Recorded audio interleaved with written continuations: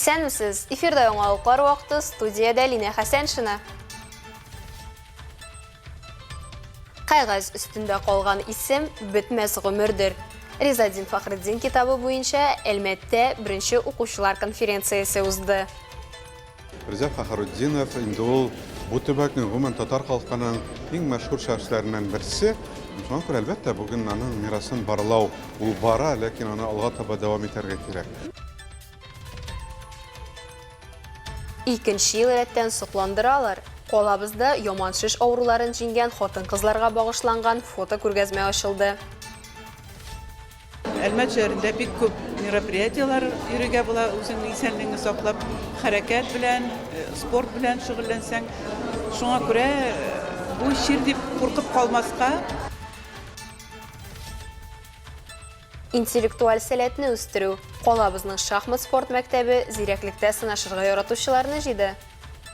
Взрослые шахматисты при игре с малышами иногда прощают какие-то грубые ошибки, дают какие-то наставления, и в это время уже малыши исправляются.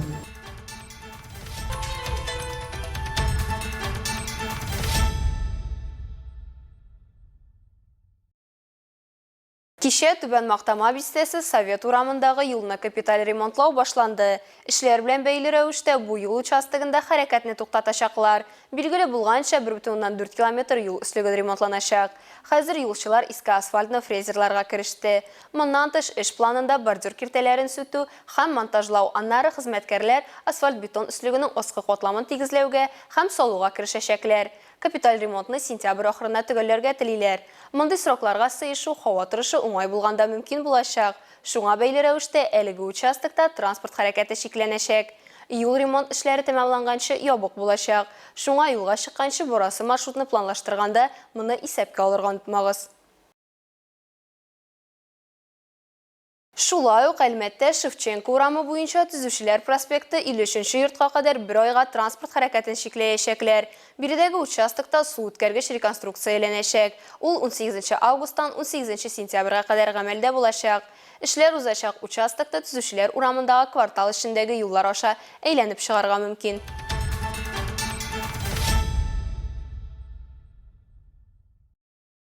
17 августта шоссе вело узышлары буенча Тур де Татарстан Әлмәт 2024 бөтен Россия ярышлары уздырылу сәбәпле Шевченко урамы Фахриддин урамыннан Зарипов проспектына кадәр, Зарипов проспекты Шевченко урамыннан Кылшәрип авылы буҗрасына кадәр, шулай ук Кылшәрип авылы буҗрасыннан Миңлебай авылы буҗрасына кадәр транспорт чаралары хәрәкәте туктатылачак.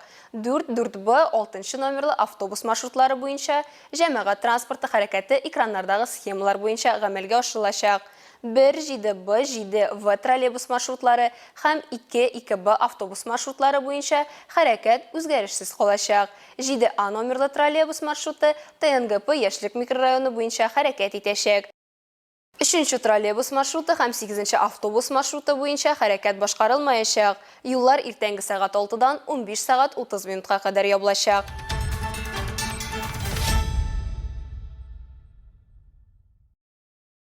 Автомобильләрнең сулый торган һава торышына тискәре йогынты ясавын кисәтү максатыннан ел сайын республикада Чистый воздух саф һава операциясе үтә. Быел ул Татарстанда 42-нче кабат уза. Акция 1 июньдә башланды һәм 30 сентябрьгә кадәр дәвам итәчәк. Бензин, дизель һәм газ моторлы автотранспорт, җиңел һәм йөк машиналары, автобуслар тикшерү уза. Белгечләр сүзләренчә, узган ел белән чагыштырганда, эшкәртелгән газларда пычраткыч мәддәләр күп булган машиналарның саны кимү тенденциясе сизелә. Татнефть Хәйрия фондының мәдәни мәгърифәт проекты кысаларында Әлмәт шәһәрендә беренче мәртәбә Ризадин Фахриддин кагаз өстендә калган исем бетмәс гомердер исемле китап буенча укучылар конференциясе узды. Әлеге чарада безнең иҗат төркеме дә катнашты. Сүз Инҗи Хәсәншинага. Резадин Фахриддин исемендәге мемориаль музей хезмәткәрләре Татнефть Хәрия фондының рухият программасы һәм Әлмәт районы мөхтәсибәте белән берлектә Әлмәт шәһәрендә беренче мәртәбә укучылар конференциясын оештырдылар. Аның эшчәнлегендә галимнәр, укытучылар, журналистлар, төбәкне өйрәнүчеләр, Резадин Фахриддин иҗатына битараф булмаган шәхесләр катнашты. Чараны ачып Татнефть компаниясының социаль үсеш буенча генераль директоры урынбасары Рөстәм Мөхәммәдиев нефтяниклар ярдәме белән Резадин Фахриддин исемен йөртүче шәһәребезнең гимназиясы һәм үзәк мәчете төзекләндерүлен ассызыклады. Шулай ук нефтяниклар ярдәме белән Уфа шәһәрендә галимнең һәм аның улларының каберләрендә мемориаль комплекс булдырылды. Рухият фонды тарафыннан рус һәм татар телләрендә галимебезнең хезмәтләре бастырылды. Татнефтьнең бу фондлар, минемчә, алар бик зур эш башлаган иделәр. Шул 20 елдан инде артык элек. Һәм ул бу өлкәдә шактый адымнар эшләнде, һәм бигрәк тә алар тарафыннан эшләнде. Һәм бу шәхесләр сериясын башлады, ул бит рухият башлады. Аларны мин шуның нигезендә идем, шунда актив катнашкан кешеләрдән яшь чагында. Шуңа күрә мин беләм ничек башланды һәм кем башлады.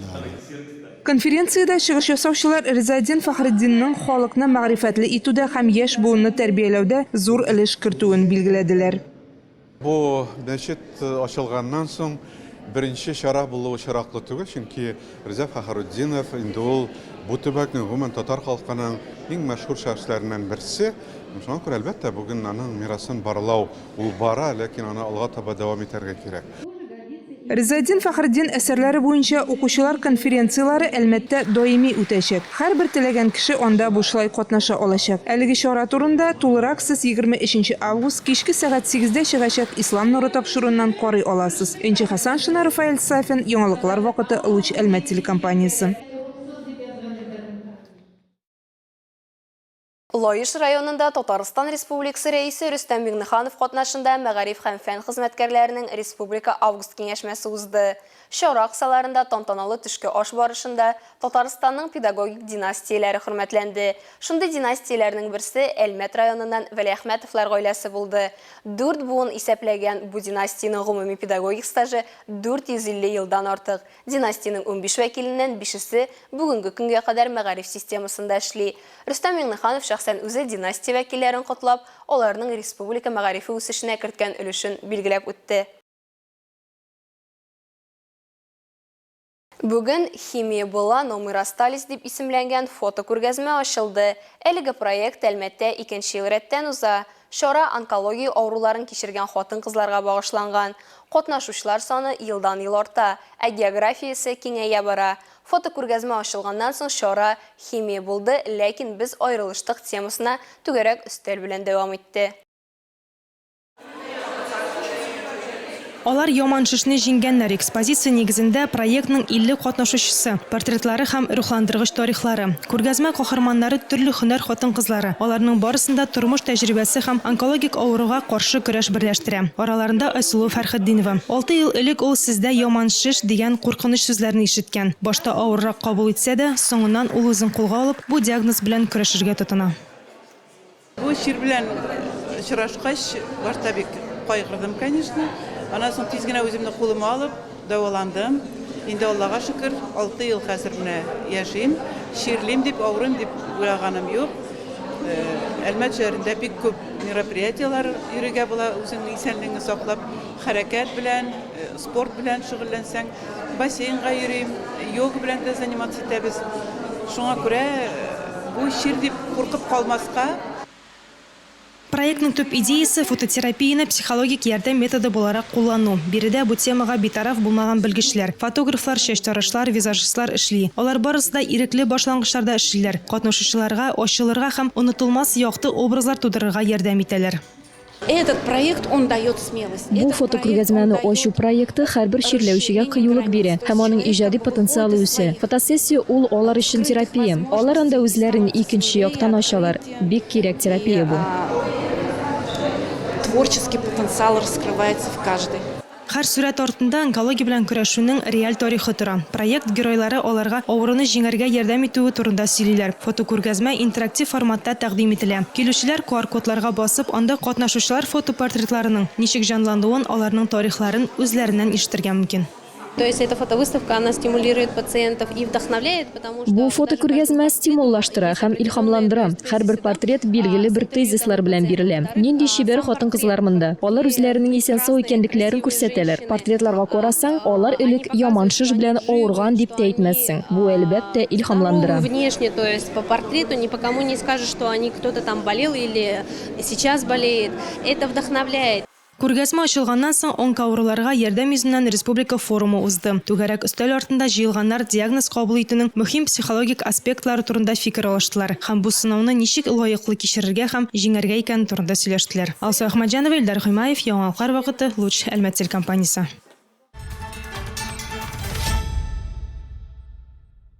Белгечләр безнең заманда сөйләм үсешен бозу санының артуы медицина факторлары белән генә аңлатылмый ди.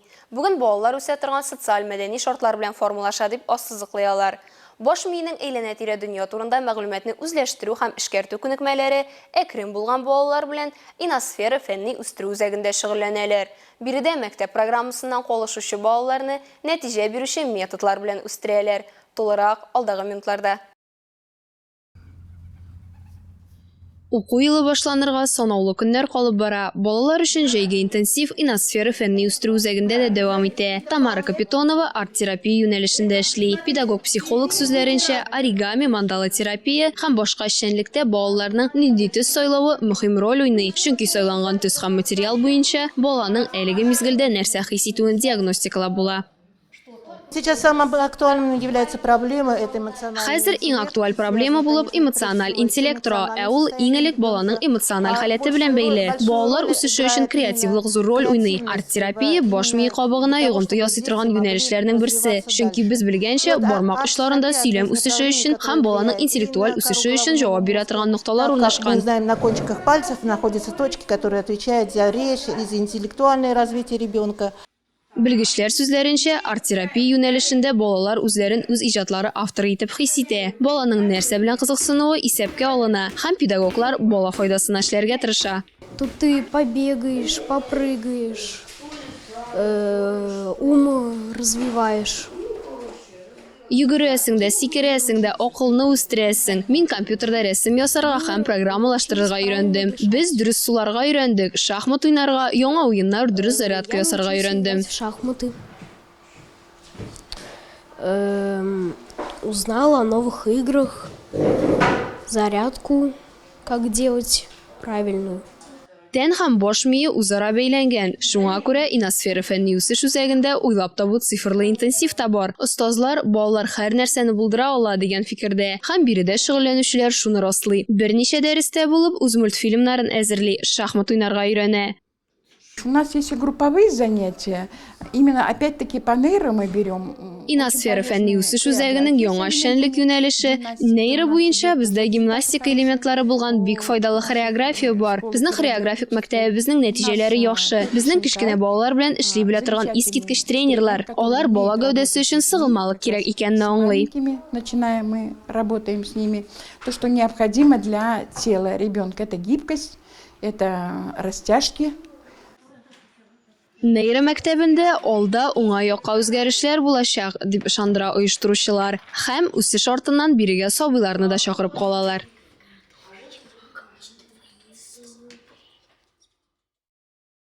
Спорт мәктәбендә иратлар, ветераннар, егетләр һәм кызлар арасында шахмат буенча шәһәр турниры узды. Биредә балалар, яшүсмерләр спорт мәктәбендә тәрбияләнүчеләр, шулай ук үз осталыкларын сынап карарга теләүче шахмат сөючеләр катнашты. Ярышларда 30 уенчы катнашты. Турнир Швейцария системасы буенча 9 турда узды. Вакыт контроле 6 минут һәм 5 секунд бөтен партиягә. Җиңүчеләр һәм призерлар иң күп тупланган очколар буенча билгеләнде. Шахмат уены физик һәм психик сәламәтлекне ныгытуның ысулы. Шуңа да турнир физкультурачылар көненә багышланган иде. Привить хотим детям и взрослым также популяризацию шахмат. Шахматны популярлаштырырга телибез. Бүген биредә балалар өлкән буын белән очраштылар. Бу әхлак, тырышлык, хаталарны төзәтү, тәрбияләү, өлкәннәрнең киңәшләрен тыңлау. Некоторые взрослые шахматисты при игре с малышами иногда прощают какие-то грубые ошибки, дают какие-то наставления, и в это время уже малыши исправляются, то есть исправляют свои ошибки, начинают более нормально играть благодаря советам старших. Балалар турнирга зур җаваплылык белән карады. Ярышлар мавыктыргыч үтте. Уенчылар үз сүзлелек һәм чыдамлык күрсәтеп, хәл итү юлларын эзләде. Диана Газизова бу спорт төрендә инде 9 ел. Яшь шахматчы билгеләп үткәнчә, өлкәннәр белән ярышу аеруча кызыклы. Мондый очрашулар нәтиҗәсендә тагын да ныграк үсәргә омтылыш бар.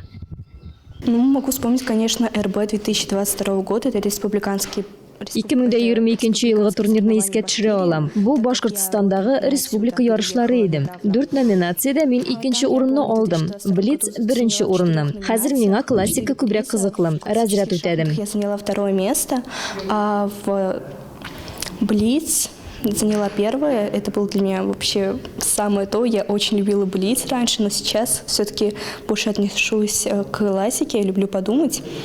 А также я в композиции заняла 2 место и выполнила разряд. Җиңүчеләрне иң күп җыйган очко саны буенча билгеләделәр. Алар кубоклар һәм медальләр белән бүләкләнде. Өлкәннәр дә үзләренең нәтиҗәләреннән, гомуми атмосферадан һәм кыйммәтле бүләкләрдән канәгать калды.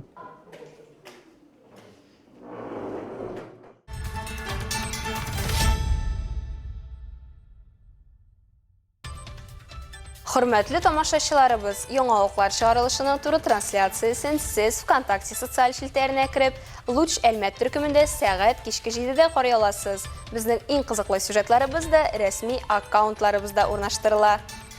Әлегә шулар, Миллина Хәсән шыны һәм монтаж операторы Динара Гайнетдинова сезнең белән сау булашабыз, исән-имин булыгыз.